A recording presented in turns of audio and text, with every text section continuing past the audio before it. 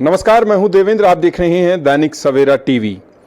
3 निर्दलीय विधायक अब की बार चुनकर आए हैं, जिनमें बहादुरगढ़ से राजेश जून चुनकर आए हैं, जो कि रिकॉर्ड तकरीबन 48,000 वोटों से जीत कर आए हैं। जहां पर भूपेंद्र हुड्डा, दीपेंद्र हुड्डा ने पूरा जोर लगाया था। राजेंद्र सिंह जून पिछली बार विधायक थे और अभी बात करेंगे, उन्होंने सरकार को समर्थन दे दिया है, भारतीय जनता पार्टी की सरकार को। आज राज्यपाल से आप मिले, क्या किस तरीके से रहा? हम आज पहले राज्यपाल जी से मिले, फिर हमने अपने देश के गृह मंत्री अमित शाह जी से मिले और उनके साथ वहाँ हमारे मुख्यमंत्री जी नायब सैनी जी, मनोहर लाल खट्टर जी और अपने भाजपा के हमारे अध्यक्ष बड़ौली जी और धर्मेंद्र प्रधान जी, सभी की अध्यक्षता में हमने अपना समर्थन भाजपा सरकार को दिया है।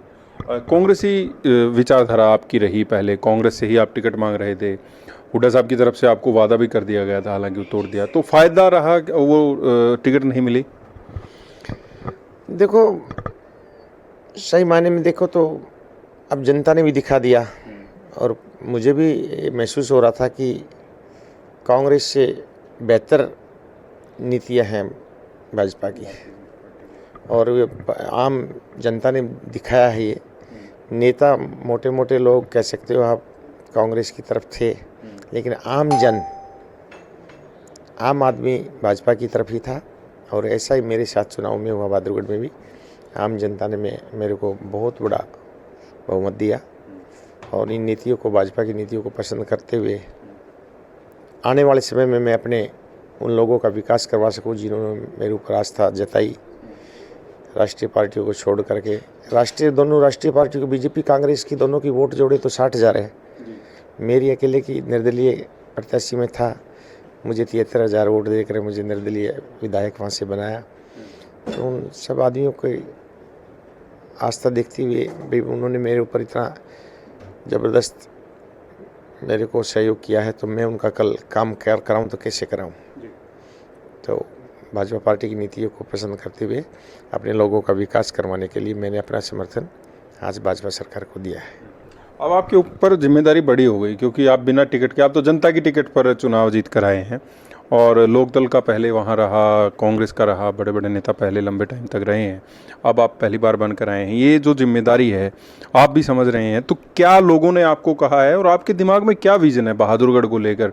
क्योंकि क्राइम भी बड़ा वहाँ पर और चीज़ें, उद्योग भी है, लेकिन उसको लेकर समस्याएँ भी हैं, तो उनसे कैसे निपटेंगे? क्या रोड प्लान है आपका?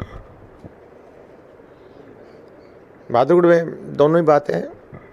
विकास नाम की चीज़ भी नहीं है, बेरोज़गारी बहुत ज़्यादा है, क्राइम बहुत ज़्यादा है और आप ठीक कह रहे हो कि कैसे निपटेंगे, लेकिन मेरा ज़िंदगी का एक्सपीरियंस बोलता है कि जब आदमी अपनी नीति से पूरा समय देगा, नीयत से ठीक रहेगा, तो मुझे पूर्ण विश्वास है मैं एक काम पूरे करके दिखाऊंगा, चाहे वो रोज़गार के भी हों, चाहे विकास के हों, क्राइम को रोकने के हों, सुरक्षा के हों, मुझे विश्वास मैं करके दिखाऊंगा। आज केंद्रीय गृह मंत्री अमित शाह से आप मिले, पहली मुलाकात आपकी होगी, किस तरीके की मुलाकात रही, कैसा लगा? अमित शाह जी ने हमारा वेलकम किया और मुझे आश्वासन दिया कि आपको क्या चाहिए। तो मैंने कहा कि मैंने तो जी अपने बहादुरगढ़ हल्के का विकास चाहिए और जिन लोगों ने मुझे वोट दी हैं उनके लिए वो रोज़गार चाहिए। तो उन्होंने मुझे ये आश्वासन दिया है कि आपको किसी भी रूप में आप हमारी पार्टी से, हमारी सरकार से कहीं अपने आप को निराश नहीं पाएंगे। तो अब क्योंकि मुख्यमंत्री कल शपथ लेंगे और मंत्रिमंडल भी होगा, जितने भी व्यक्ति शपथ लेंगे, आपको कुछ कहा गया है या फिर उम्मीद है कि मंत्रिमंडल में आप भी हों? नहीं, ना मेरी तरफ से ये कोई डिमांड थी, ना आगे से कोई आश्वासन है। मेरी डिमांड भी है कि यार आगे से आश्वासन भी क्लियर है कि जो मैं काम बताऊं हमारे बहादुरगढ़ हल्के के, वो काम करवाए जाए। मेरी तरफ से ये डिमांड है और आगे की तरफ से भी मुख्यमंत्री जी ने भी और सभी शीर्ष नेताओं ने, भाजपा के नेताओं ने मुझे यही आश्वासन दिया कि आपके कामों को प्राथमिकता दी जाएगी। असल में आप जनता के विधायक हैं, क्योंकि आप निर्दलीय, ना कांग्रेस के ना भाजपा के। जो कांग्रेस का ये हाल हुआ है, जीती हुई बाजी को हार गई, इसके पीछे आप क्या वजह मानते हैं? आप निष्पक्षता से बता सकते हैं। मैं मानता हूं कि ये कांग्रेस के शीर्ष नेताओं का घमंड, जो जनता जिसको चाह रही है कि ये विधायक बने हमारे हल्के से, उसको टिकट नहीं दी गई। बड़े नेताओं ने अपने घमंड से में चूर होकर के मन मर्जी के अपने कैंडिडेटों को टिकट दी। जनता से राय शुमारी करवाई गई, बार बार सर्वे करवा गया। जैसे कि मेरे बहादुरगढ़ में ही सर्वे हुआ, 2 कैंडिडेटों के बीच में, राजेंद्र जून और मेरे बीच में बहुत ज़्यादा डिफरेंस था। मेरे पक्ष में बहुत ज़्यादा लोगों की राय थी, फिर भी टिकट मुझे ना दी गई।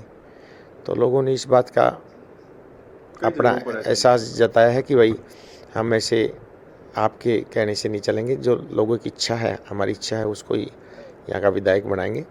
जो कि मुझे वहाँ लोग पसंद करते हैं कि भाई पूरा टाइम देता है, मेहनती आदमी है, और मैं भी आने वाले समय में लोगों की आशाओं पर खरा उतर के दिखाऊंगा। तो हम मानते हैं कि हरियाणा में अगर देखें तो कई जगह पर इस तरीके की गलती हुड्डा साहब की तरफ से या कांग्रेस शीर्ष नेतृत्व की तरफ से की गई है। हाँ, 100% मानता हूँ। वहाँ आम जनता की राय नहीं ली जा रही है कांग्रेस में। अपने घमंड में चूर होकर के जिसको चाहे उसको बना देंगे, ये उनकी सोच है, जो लोगों के पसंद आती नहीं है, और लोगों ने नकार दिया कांग्रेस पार्टी को। चलिए, बहुत बहुत शुक्रिया सर, शुभकामनाएं 5 साल के लिए।